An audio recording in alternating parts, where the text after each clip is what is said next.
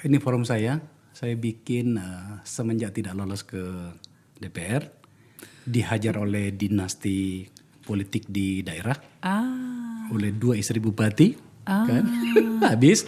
Tapi ternyata problem yang kemudian menjadi kajian kami di Negara Institute itu adalah problem demokrasi, di mana kemudian kita betul-betul dibenturkan dan kemudian tampaknya kalah berhadapan dengan yang disebut dengan dynasty politik, yang merupakan turunan dari oligarki politik itu tadi.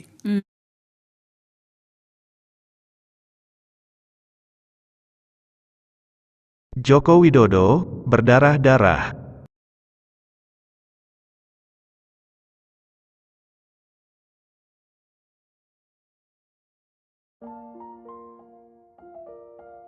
Akhir-akhir ini, hujatan dari sana-sini menimpa Joko Widodo dari berbagai kalangan.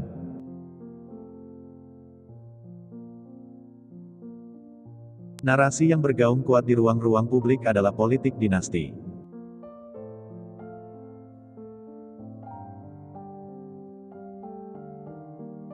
Sebelum video dilanjut, yang belum subscribe silahkan subscribe, share sebanyak-banyaknya pada rekan-rekan Anda, dan jangan lupa diklik tombol loncengnya agar setiap upload video baru dapat notifikasinya.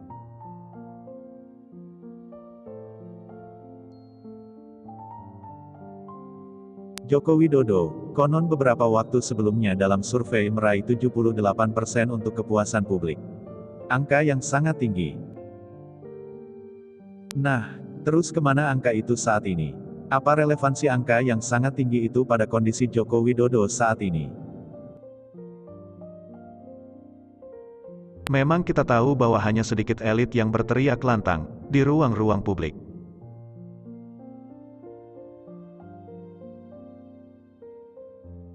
Namun, teriakan-teriakan itu pasti gaungnya akan berdampak negatif pada persatuan dan kesatuan bangsa.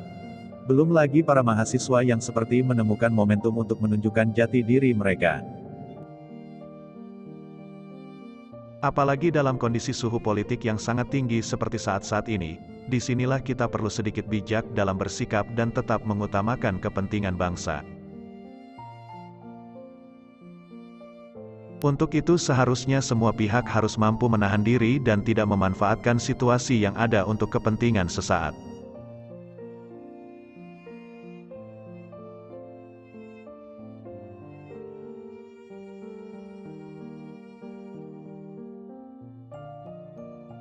Politik dinasti, klaim itu mengemuka dengan sangat deras akhir-akhir ini.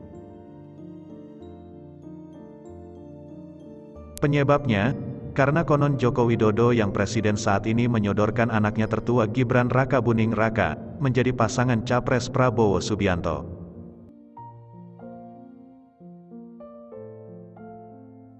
Konsekuensinya, sang bapak, Presiden Joko Widodo tentu akan mensupport penuh Prabowo Subianto. Sampai di sini, saya rasa itu adalah hal yang lumrah dan masih normal-normal saja. Politik dinasti, kenapa baru sekarang menjadi masalah?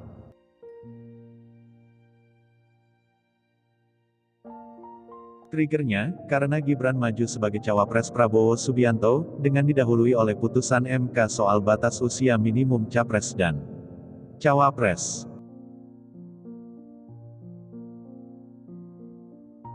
Mengemuka pendapat di kalangan elit dan masyarakat, bahwa putusan MK itu khusus didesain untuk Gibran. Namun, kita simak dulu video berikut ini, agar kita lebih paham fakta kondisi kita, khususnya di bidang politik.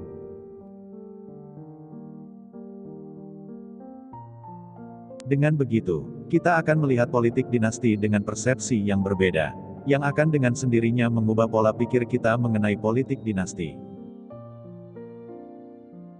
Mbak, ini forum saya bikin semenjak tidak lolos ke DPR, dihajar oleh dinasti politik di daerah, oleh dua istri bupati, kan, habis.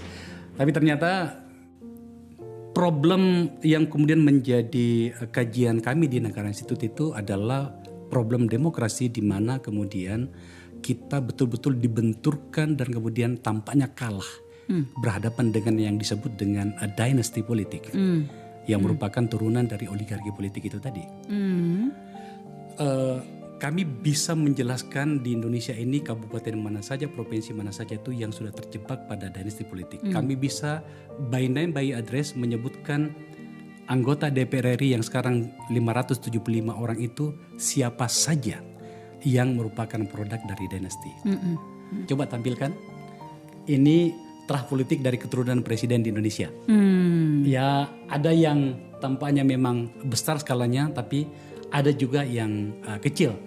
Dari masanya Pak Soekarno, kemudian keluarga Kemas, dan kemudian Mangkunegara, keluarga Hatta, Swasono, keluarga Pak Harto, kemudian Pak Habibie, kemudian Pak Gus Dur, Pak SBY, dan kemudian Pak Jokowi. Ada. Kita bisa baca ini.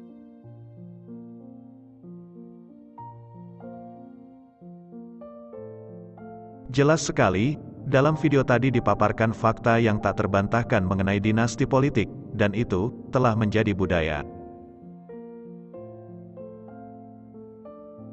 Itu terjadi mulai dari daerah tingkat 2, kabupaten dan kota, daerah tingkat 1 provinsi, bahkan sampai ke tingkat nasional.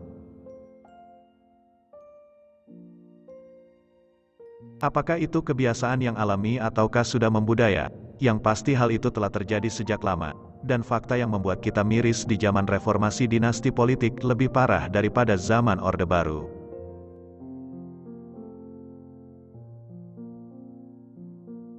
Dalam video tadi, dipaparkan pula dinasti politik di kalangan presiden kita. Semua terkontaminasi dinasti politik, bahkan presiden saat ini Joko Widodo juga tercantum di situ.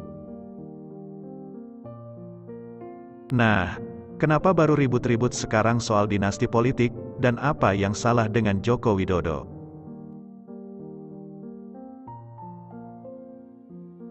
Para hater yang terus-menerus meneriakkan kurkur menghujat dengan dipimpin Rocky Gerung sebagai dirigen.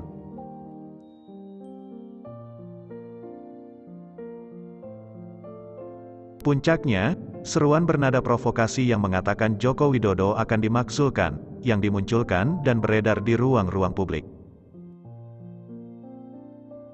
Meskipun ini adalah narasi-narasi bodoh yang tidak berdasar, tapi dapat menjadi bola panas yang liar apabila tidak dikelola dengan baik. Saya tetap yakin, Joko Widodo tidak berubah, tetap Joko Widodo yang dulu, yang sederhana dan fokus bekerja untuk negara dan rakyat Indonesia.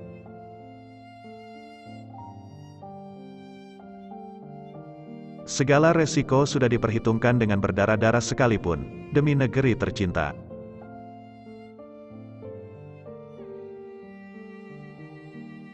Beliau sadar, dirinya bukan Superman yang mampu mengerjakan semuanya dengan baik, ada banyak hal yang tidak bisa dia selesaikan.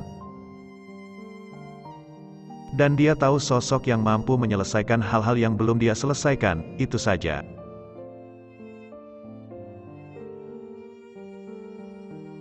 Apabila salah satunya adalah anaknya, yang sangat dia kenal karakter, komitmen dan kompetensinya, adakah yang salah? Sehingga, Prabowo dan Gibran untuk Indonesia Maju, menjadi pilihan yang rasional bagi beliau, dasarnya hanya demi rakyat dan negara.